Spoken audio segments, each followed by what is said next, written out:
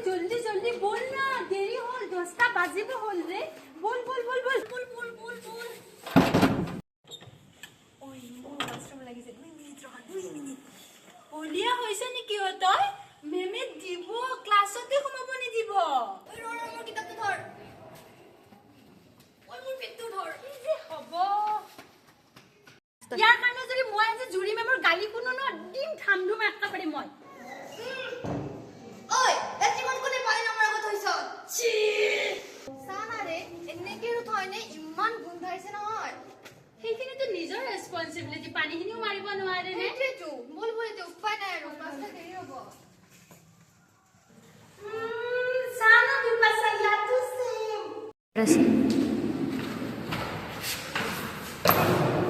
ওতে মুদ্দে বেয়া সেইখিনি এটলিষ্ট নিজৰ প্ৰতি বা আনৰ প্ৰতি এৱাৰনেছ থাকিব লাগে।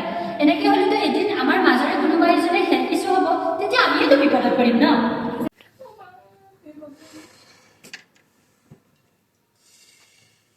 ঐ তোৰ পেটটো কি এতিয়াও বিষাই আছে নেকি? ইমানকৈ বিষাই আছে জানো কি হ'ল। জানা ডক্তৰ দেখাই ল'ব লাগিছিল, কি জানিব তোৰ ইনফেকশ্যনে হৈছে। জানাইতো আৰু পৰিৱেশটো আমাৰ গমেইতো পাইছ আৰু হ'ব পাৰে।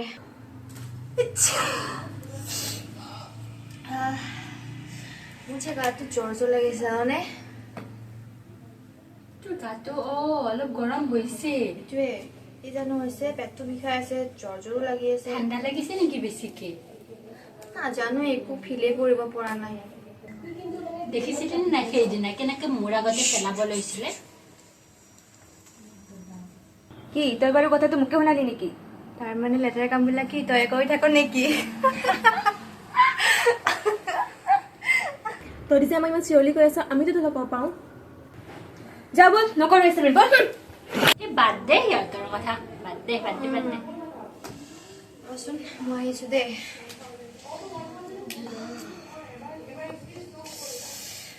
ঐ কি হ'ল? কি হ'ল ঐ? ইমান বিষাইছে। ৰচোন তই বহি দিছো। পেটটো বহুত বিষাইছে নেকি? শুই দেচোন, শুই দে শুই দে শুই দে। কি জানো হ'ল? তোৰ চোন জ্বৰ উঠিছে। ৰ মই কাৰোবাক মাতি আনো ৰ। চাচোন চা তাৰ কি হ'ল বা? কি হ'ল ইয়াৰ?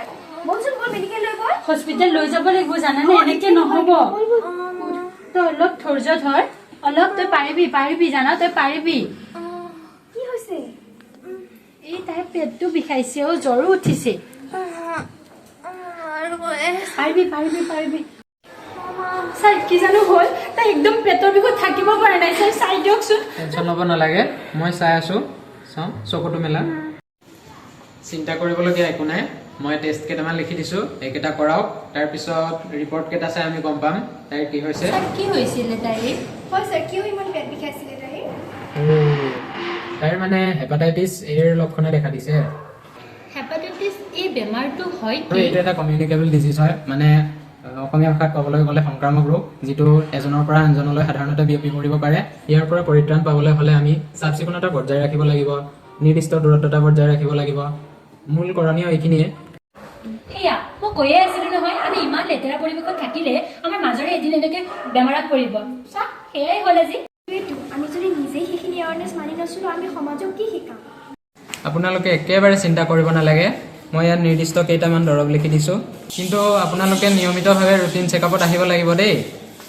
গতিকে আমি আমাৰ নাটকখনৰ দ্বাৰা এইটোৱে বুজাব বিচাৰিছোঁ যে ছ'চিয়েল এৱাৰনেছ মানে সামাজিক সচেতনতা। তো সামাজিক সচেতনতা মানে কি?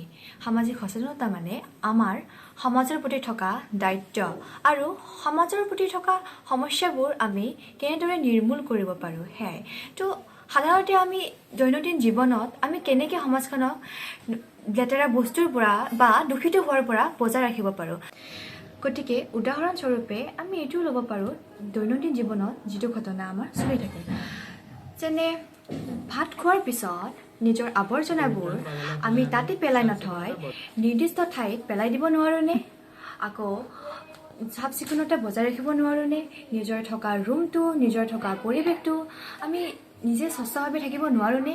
গতিকে আমি শৃংখলতাবোধ বজাই ৰাখি সামাজিকভাৱে সচেতন হৈ থাকোঁ। ধন্যবাদ।